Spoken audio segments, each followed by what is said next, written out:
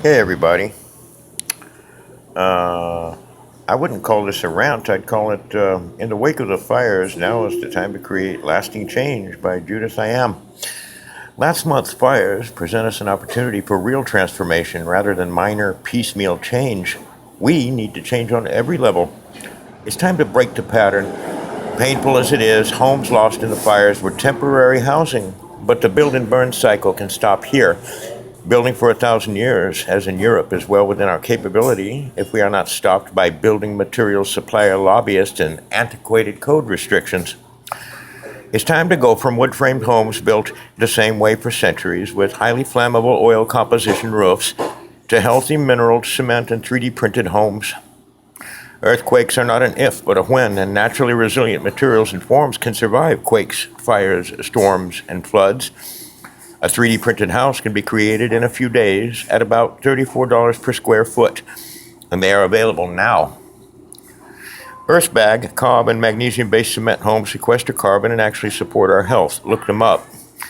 We do need to move from unnecessarily large, smaller, better designed homes and transition from boxes to more rounded and organic shapes that are more beautiful and far more able to withstand the elements. Let's replace fire-vulnerable wood fences with masonry structures, or hempcrete, I will add. From water waste to water wisdom, we need to rethink our infrastructure system. Gray water is not only good for plants, it's a fire deterrent too. We also need energy neutral and carbon sequestering buildings as well, along with more gardens. Living in intentional communities offers resiliency from natural and man-made disasters through healthy social relationships that will help us evolve from isolated units back into a community. We must go from construction on scrapped, decimated land to being respectful inhabitants and stewards of the natural world. None of these changes is up to code. They are beyond code. For decades, we've been precluded from progress by varying elements of the status quo. We know how to do this.